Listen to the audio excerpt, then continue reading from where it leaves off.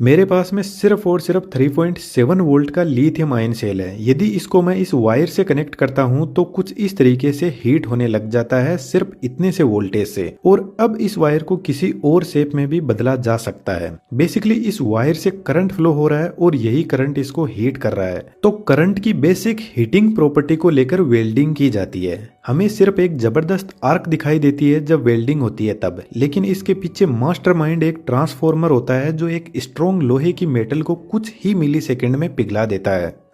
इस वीडियो में welding machine को 3D एनिमेशन की हेल्प से समझते हैं। कुछ मेरे दोस्त नाराज है वीडियो लेट होने की वजह से, लेकिन हम एक प्रोजेक्ट पर काम कर रहे हैं जो जल्दी आपके बीच में आने वाला है, जो मेरे ख्याल से आपकी पूरी नाराजगी को खत्म कर देगा। और एक टेलीग्राम ग्रुप हमने बनाया है, वीडियो के डिस्क्रिप्शन में लिंक दिया हुआ है, वहां से आप जुड़ सकते हो, जहां पर हम साइंस से जुड़े लोगों की एक कम्युनिटी तैयार कर रहे हैं। जब कोई पर्सन वेल्डिंग करता है तो इस वेल्डिंग होल्डर से 50 एम्पियर से लेकर 300 एम्पियर तक का करंट फ्लो करता है। और जो जबरदस्त आर्क हमें दिखाई देती है उसका टेम्परेचर 5000 डिग्री सेंटीग्रेड से लेकर 20,000 डिग्री सेंटीग्रेड तक होता है, जो किसी भी मेटल को आसानी से पिघला देता है। यह करंट कितना ज्यादा है इसका अंदाजा आप इस बात से लगा सकते हो कि 3 से 4 एम्पियर का करंट एक इंसान की जान ले सकता है। वेल्डिंग मशीन में एक वेल्डिंग ट्रांसफॉर्मर होता है जो साइड में रखे इस बॉक्स के अंदर होता है।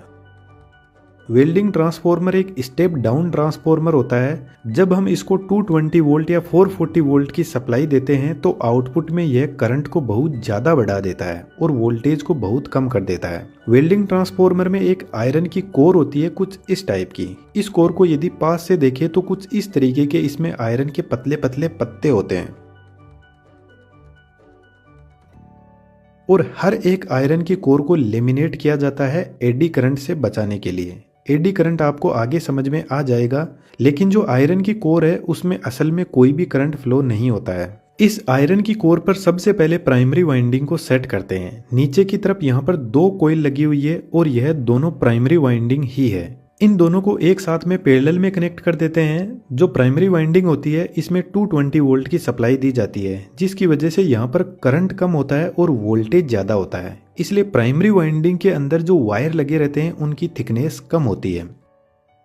प्राइमरी वाइंडिंग के ऊपर सेकेंडरी वाइंडिंग को सेट किया जाता है और इन दोनों वाइंडिंग को अलग अलग करने के लिए एक लेमिनेशन को यूज किया जाता है, जो कोई पेपर की सीट भी हो सकता है।